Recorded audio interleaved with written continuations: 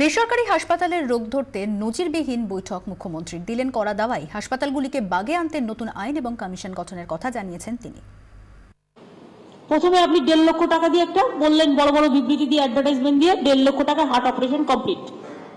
Ultimately ওটা date হয় না, যেই ডেটটা হয়ে গেল মাঝেই না ডিটোরিয়েট করেছে আইসিসিউতে দিয়ে দাও, ফলে বেড়ে গেল আরো 3 লাখ। এ তো আমার আপনার একেবারে মনের কথা বলছেন স্বয়ং মুখ্যমন্ত্রী। মন্ত্রী আমলাদের পাশে নিয়ে বেসরকারি হাসপাতালগুলির বড় কর্তাদের কার্যত তুলোধনা করলেন তিনি।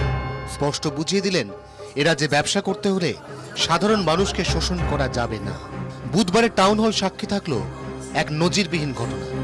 24 ঘন্টায় যা সরাসরি সম্প্রচার দেখলেন রাজ্যবাসী।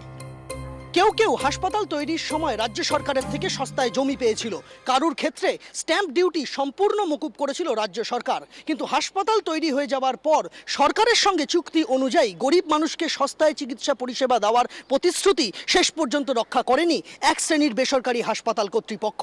স্বাস্থ্যসাথী প্রকল্পে এমপ্যানেল করলেও তারা এমপ্যানেল হতে চাইছে না, তাহলে তো আমাদের লাইসেন্স নিয়ে কথা বলতে হবে। অস্থায়ী কর্মী, অসংগঠিত শ্রমিকদের জন্য স্বাস্থ্য বীমা প্রকল্প স্বাস্থ্য সাথী চালু করেছে রাজ্য সরকার। অ্যাপোলো সিএমআরআই এর মতো নামী 2 বেসরকারি হাসপাতাল এই উদ্যোগে সামিল না হওয়ায় ক্ষোভ প্রকাশ করলেন মুখ্যমন্ত্রী। এদিন সাধারণ মানুষের সঙ্গে প্রতারণা বন্ধে করা আইন চালুর কথা জানান মুখ্যমন্ত্রী।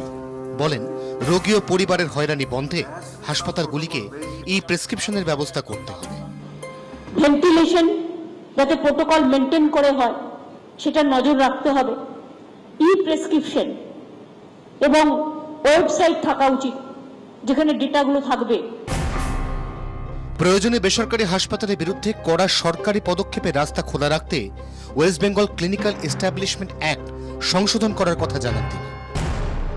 বেসরকারি হাসপাতালগুলি যাতে ইচ্ছামতো বিল বাড়াতে না পারে সেজন্য অবসরপ্রাপ্ত বিচারপতিকে মাথায় রেখে হেলথ রেগুলেটরি কমিশন তৈরির কথাও জানান মুখ্যমন্ত্রী।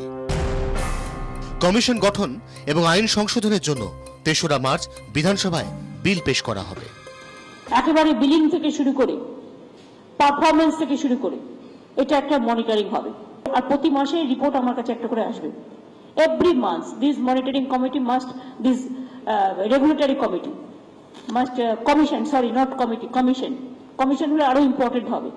কমিশন গঠনে বিলের খসড়া তৈরির দায়িত্ব স্বাস্থ্য সচিব R.K. শুক্লকে দিয়েছেন মুখ্যমন্ত্রী। বুধবার টাউন হল থেকে নবান্নে আসার পরই এই বিল আনার ব্যাপারে তোড়জোড় শুরু করে দিলেন রাজ্যের আধিকারিকরা। ক্যামেরায় বাপন সাউ এবং সুনীল মুন্ডার সঙ্গে সন্দীপ সরকার ও সুতপা সেনের রিপোর্ট 24 ঘন্টা।